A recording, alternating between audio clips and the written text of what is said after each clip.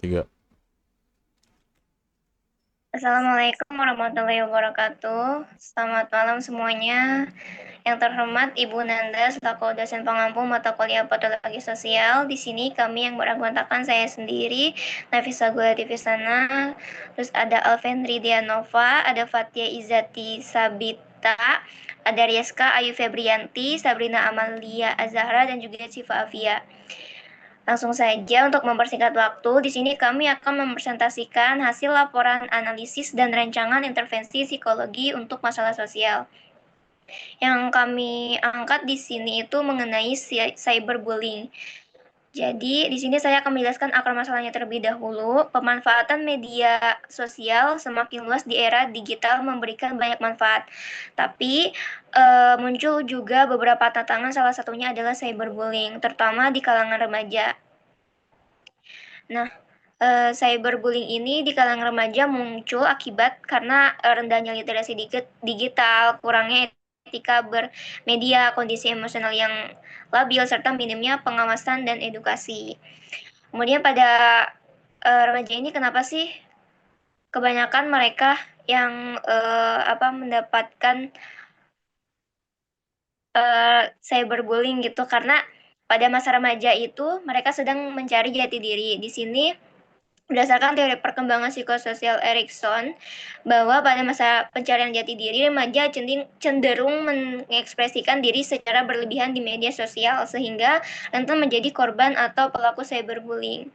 Nah, remaja berada pada tahap identitas versus kebingungan identitas di mana mereka masih membentuk pemahaman diri dan sangat dipengaruhi oleh lingkungan sosial. Makanya itu kenapa di sini dijelaskan emosionalnya yang labil karena mereka masih di tahap pencarian jati diri. Selanjutnya di sini akan membahas tentang dampak psikologis dan juga sosial yang akan dijelaskan oleh Syifa Afia. Kepadanya saya persilakan. Dampak psikologis dan sosial berikut adalah beberapa dampak yang mungkin muncul akibat cyberbullying. Yang pertama, dipermalukan. Yang kedua, stres dan depresi. Yang ketiga, kehilangan rasa percaya diri. Yang keempat, paranoid.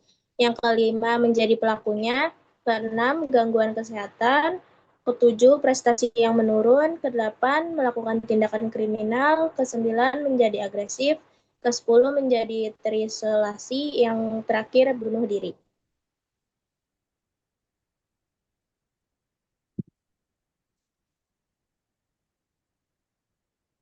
Lalu juga ada data pendukung berdasarkan hasil data statistik menurut Kemen PPPA, korban cyberbullying mayoritas berusia 18 sampai 25 tahun, ya sama dengan 57% dan 26% berusia di bawah 18 tahun. Kasus kekerasan berbasis gender online meningkat 118 kasus pada triwulan pertama 2024. Selain itu, WHO juga melaporkan 1 dari 6 anak mengalami perundungan. Sementara UNICEF mencatat sepertiga anak muda di 32 negara pernah menjadi korban cyberbullying. Berdasarkan hasil survei Kemen PPA dan Child Fund 2023 menemukan 49,1% remaja pernah menjadi pelaku dan 51% pernah menjadi korban perundungan.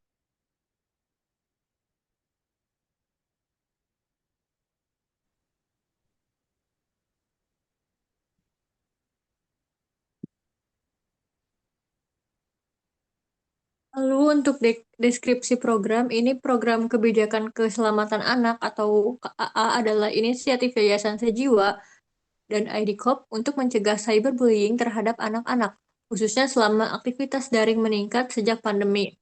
Program ini bertujuan untuk menciptakan lingkungan digital yang aman dengan melibatkan anak, orang tua, guru, dan relawan. Upayanya mencakup kebijakan anti perundungan, pelatihan literasi digital, sistem pelaporan, dan pedoman etika online guna membangun kesadaran dan perlindungan kolektif.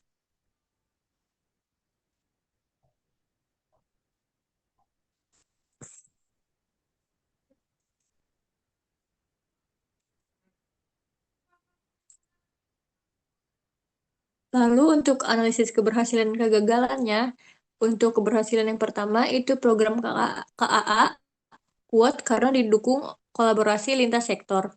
Lalu yang kedua itu ada menggabungkan pendekatan edukatif dan preventif dalam menangani cyberbullying. Lalu yang ketiga itu anak dilibatkan secara aktif sebagai subjek kebijakan, bukan hanya menerima manfaatnya saja. Melanjutkan analisis keberhasilan dan kegagalan. Pada kegagalan yang pertama ada partisipasi anak bersifat normatif bukan substansif. Lalu yang kedua ada belum terintegrasi ke sistem pendidikan atau layanan formal. Lalu yang ketiga tidak ada modul penguatan kapasitas anak secara psikologis. Boleh next.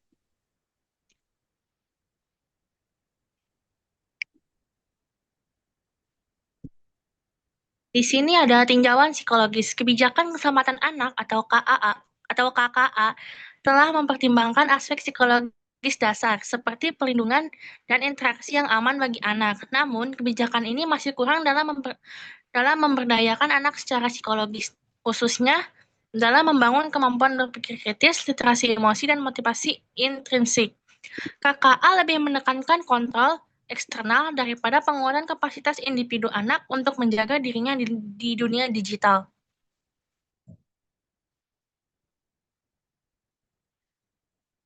Selanjutnya ada rancangan program intervensi inovatif yang dijelaskan oleh Dean.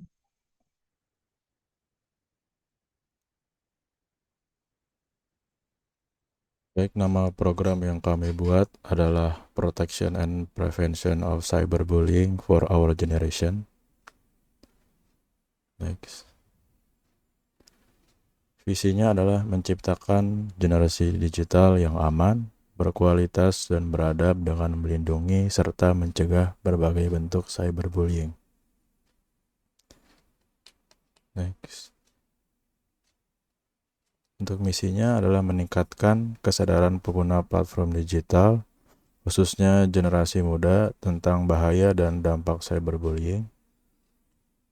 Kemudian memberikan edukasi dan pelatihan kepada generasi muda mengenai cara mengenali, mencegah, dan menanggapi kasus cyberbullying. Kemudian mengembangkan sistem dukungan psikologis bagi korban cyberbullying dan hukum bagi pelaku cyberbullying.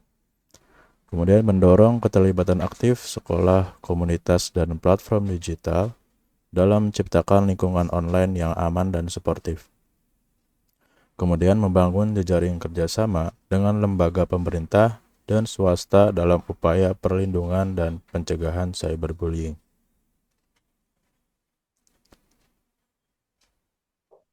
Kemudian di sini ada tujuan, yaitu mengurangi jumlah kasus cyberbullying di kalangan generasi muda melalui upaya preventif, kemudian menyediakan informasi dan sarana pelaporan yang mudah diakses bagi korban cyberbullying, kemudian membentuk komunitas digital yang saling menghormati dan mendukung satu sama lain, meningkatkan literasi digital dan etika bermedia sosial di kalangan generasi muda.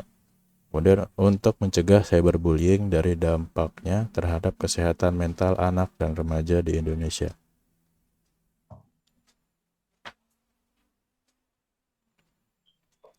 Target sasaran program intervensi kami adalah anak dan remaja, karena sebuah penelitian yang dilakukan oleh Savaria pada remaja Indonesia menunjukkan bahwa korban cyberbullying memiliki risiko lebih tinggi mengalami depresi, kecemasan, rendahnya harga diri, dan pemikiran bunuh diri dibandingkan dengan remaja yang tidak mengalami cyberbullying. Selanjutnya ada landasan teori psikologi yang menopang program Protection and Prevention of Cyberbullying. Di sini ada 4 teori psikologi yang kami gunakan. Yang pertama ada sosial kognitif teori yang dikemukakan oleh Albert Bandura. Teori ini menjelaskan bahwa perilaku manusia dipelajari melalui observasi, modeling, dan reinforcement. Remaja sebagai pengguna media sosial seringkali belajar dengan meniru perilaku yang mereka lihat di lingkungan daring, termasuk perilaku agresif atau bullying. Oleh sebab itu, kami menggunakan pendekatan modeling, yaitu memberikan contoh perilaku asertif, empati, dan komunikasi positif agar remaja mampu mengadopsi perilaku yang sehat dalam interaksi digital. Selanjutnya yang kedua, program ini juga mempertimbangkan teori kebutuhan manusia menurut Abraham Maslow yang menekankan pentingnya pemenuhan rasa aman dan harga diri bagi kesejahteraan psikologis. Lingkungan daring yang aman akan membantu korban merasa terlindungi dan mengurangi risiko isolasi sosial yang sering muncul akibat cyberbullying. Nah, selanjutnya dari perspektif perkembangan, program ini mengacu pada teori perkembangan psikososial yang dikemukakan oleh Erik Erikson. Erikson menjelaskan bahwa pada tahap remaja, individu berada dalam fase perkembangan identitas versus kebingungan identitas. Remaja sedang dalam proses mencari jati diri dan membentuk konsep diri sehingga lebih rentan terhadap pengaruh lingkungan termasuk risiko terlibat dalam cyberbullying, baik sebagai pelaku maupun korban. Program ini bertujuan memperkuat identitas positif remaja dan meningkatkan literasi emosional agar mereka mampu mengelola emosi serta menghadapi tekanan sosial di dunia maya. Nah, selanjutnya yang terakhir ada teori dukungan sosial dari Cobb. Juga menjadi landasan penting karena dukungan sosial diketahui mampu berfungsi sebagai buffer terhadap stres. Dukungan dari teman sebaya, keluarga, guru, dan lingkungan sosial dapat membantu korban cyberbullying mengurangi beban psikologis dan menghindari dampak negatif yang lebih parah. Oleh karena itu, program ini mencakup upaya membantu jejaring sosial yang kuat agar remaja merasa didukung dan tidak sendirian menghadapi masalah. Selanjutnya ada metode dan rangkaian kegiatan. Nah, rangkaian kegiatan disusun secara terstruktur dalam beberapa tahap. Yang pertama adalah program psikoedukasi. Kegiatan awal program adalah memberikan psikoedukasi kepada remaja, guru, dan orang tua melalui webinar interaktif dan materi yang disampaikan meliputi definisi dan bentuk-bentuk cyberbullying, dampak psikologi sosial dan akademik akibat cyberbullying, aspek hukum yang mengatur tindakan cyberbullying di Indonesia, dan prosedur pelaporan kasus cyberbullying. Webinar ini dilaksanakan selama 2 jam dengan metode penyampaian materi studi kasus serta sesi tanya jawab. Tujuan kegiatan ini adalah meningkatkan kesadaran dan pengetahuan dasar tentang cyberbullying serta membangun kesiapsiagaan orang dewasa dalam mendampingi remaja. Yang kedua ada pelatihan asertif. Kegiatan ini difokuskan pada penguatan keterampilan asertivitas bagi remaja, terutama yang berisiko menjadi korban cyberbullying. Materinya meliputi teknik mengungkapkan pendapat secara... Gak apa-apa, hah? Belum PPT. Udah pindah. Udah pindah. Di sini belum. Udah. Jadi yang selanjutnya, teknik mengungkapkan pendapat secara tegas tetapi sopan, cara menolak ajakan atau perlakuan yang tidak diinginkan, dan teknik komunikasi efektif di media sosial. Pelatihan dilakukan melalui metode role play, diskusi kelompok kecil, dan simulasi percakapan. Setiap sesi berdurasi 2 jam, dilaksanakan sebanyak 1 sesi per minggu. Tujuannya adalah agar remaja mampu mempertahankan hak-hak pribadinya tanpa harus bersikap agresif, serta lebih berani menghadapi situasi perundungan. Nah, selanjutnya kegiatannya ada focus group discussion. FGD diselenggarakan sebagai ruang berbagi pengalaman antara korban, pelaku, guru, dan orang tua. Topik diskusinya meliputi pengalaman menjadi korban atau pelaku cyberbullying, dampak yang dirasakan secara emosional dan sosial, strategi mengatasi perundungan digital, harapan dan masukan untuk program intervensi. Nah, program ini dilaksanakan selama 2 jam dalam kelompok kecil berisi 10-15 peserta. Kegiatan ini bertujuan menumbuhkan empati, membangun solidaritas sosial, dan menghasilkan solusi konkret berbasis pengalaman nyata. Nah, yang terakhir ada kampanye media sosial. Kegiatan kampanye sosial media bertujuan meningkatkan kesadaran masyarakat luas tentang pentingnya pencegahan cyberbullying. Kampanye ini dilakukan melalui yang pertama pembuatan konten edukatif berupa poster digital, video pendek, reels, dan infografis. Selanjutnya, challenge kreatif untuk mengajak remaja membuat konten positif terkait cyberbullying dan pemenangnya akan mendapatkan sesuatu dari penyelenggara program ini. Konten diunggah di platform Instagram, TikTok, dan YouTube dengan target minimal 2 unggahan per minggu. Kampanye ini juga melibatkan influencer muda yang akan dipilih sebagai duta anti cyberbullying. Tujuannya adalah menciptakan norma sosial daring yang positif dan mendorong budaya saling menghormati. Selanjutnya, monitoring dan evaluasi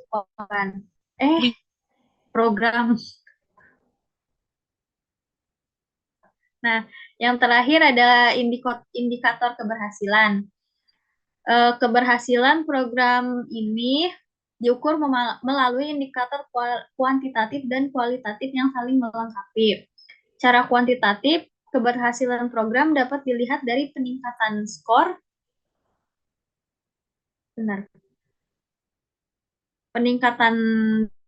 Peningkatan skor post-test peserta setelah mengikuti rangkaian pelatihan dan psikoedukasi.